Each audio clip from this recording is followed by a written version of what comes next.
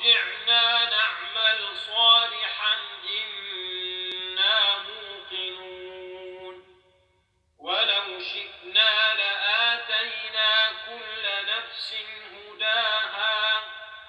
ولكن حق القول مني لأملأن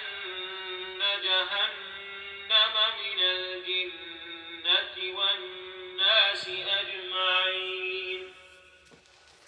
فذوقوا بما نسيتم لقاء يومكم هذا إنا نسيناكم وذوقوا عذاب الخلد بما كنتم تعملون إنما يؤمن بآياتنا الذين إذا ذكروا بها خروا سجدا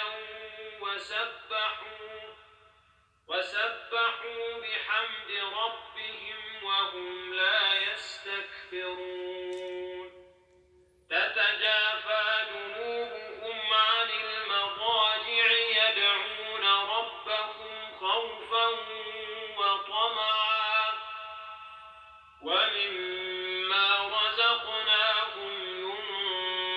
ينفقون فلا تعلم نفس ما أخفي لهم من قرة أعين جزاء بما كانوا يعملون أفمن كان مؤمنا كمن كان فاسقا لا يستوون أما الذين آمنوا وعملوا الصالحات فلهم جنات المأوى نزلا بما كانوا يعملون وأما الذين فسقوا فمأواهم